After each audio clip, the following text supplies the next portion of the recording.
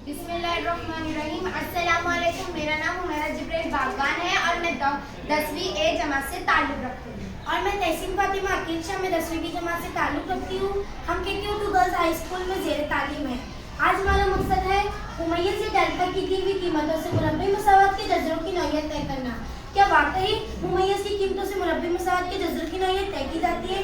तो चलिए देखते हैं। हम सबसे पहले मुरब्बी मसावत की आम सूरत देखेंगे।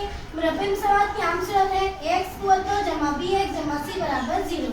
मुरब्बी मसावत के जज़रों की नौइयत हम b = नफ़ी 4ac की कीमत से तय करते हैं।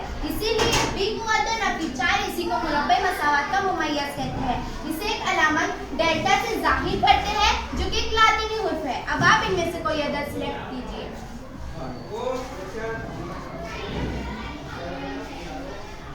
जी, आपके मुताबिक हमने मुमय्यज़ की कीमत ली 3। ये अदद 0 से बड़ा है। अगर मुमय्यज़ की कीमत 0 से बड़ी हो तो मुरब्बी मसावत के दोनों जज़र हकीकी और गैर मसावी होते हैं।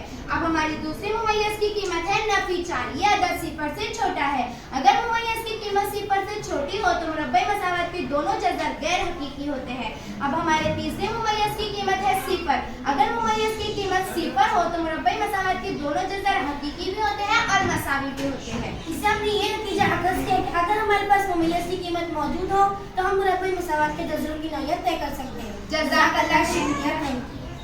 बहुत अच्छे बेटी, बहुत अच्छा एक्सप्लेनेशन रहा आपका। ना डॉक्टर साहब?